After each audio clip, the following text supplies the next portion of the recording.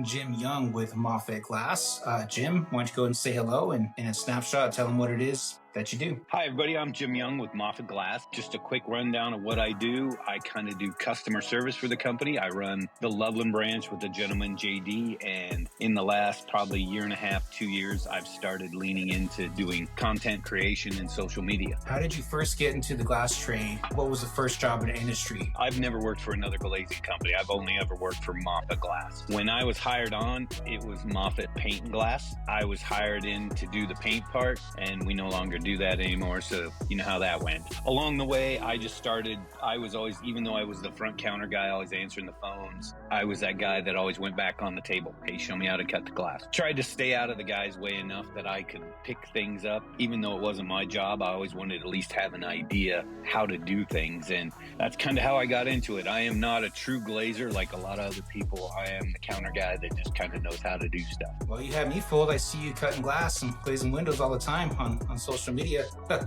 And yeah, I have picked it up here and there, but yeah, it is. I try not to diminish what those guys do just because I managed to do it on a camera and in a 2-minute video, because I can take as many takes as I want to make myself look good. So why have you decided to start posting online? it was really kind of just a whim where I started doing it through the wintertime. It just got to the point, my phone would ring. It was the wintertime slow. My phone would ring 4 times a day. So I just had a ton of time. You can only sweep the shop so much. You can only sweep the table so much, move things around. So I just started making little videos. I was like, hey, people are advertising. Maybe this is a way to bring in business, get the phone to ring more. So I just literally picked up the phone, pointed it at myself. I didn't have any equipment other than my phone for probably the first 10, 20, 30 videos. Everything was just me holding my phone out in front of me going, this is what a local glass shop could do for you.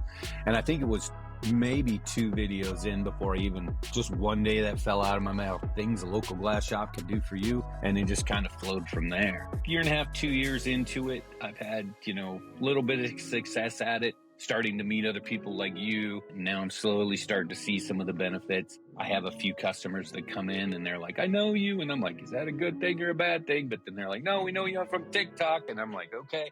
I try to really focus for the northern Colorado on the Front Range here, because that's just kind of where we service the most. So on your TikTok, what kind of videos did the best for you? I have to say mirror seems to be really, really popular. The one I think that did the best for me was wire glass. And I mean, I literally made this video and I'm like, God, this is wire glass. You see it in libraries. It was a boring video.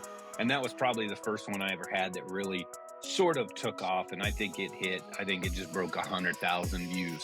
So for me, that's awesome. I'm pretty niche is what it is. If people don't want to know about glass, they're really not watching my stuff. So, well, I feel like you definitely carved out a piece of the market, not only in Colorado, but in the content space in general. People across the nation know who you are because of your TikTok. It's how we met, in fact. Yeah. How is content, in your opinion, how is content changing the way glaziers connect with builders and homeowners? Well, I think the way it's changing is the same way it changed for almost every single industry. What you're doing is you're creating a rapport. People are buying stuff because they're like, oh, Jim knows how to do this. And I'm like, all you've ever seen is a video of me on TikTok. That doesn't mean I know what I'm doing. But you're literally creating a rapport. You have to talk to the customer less.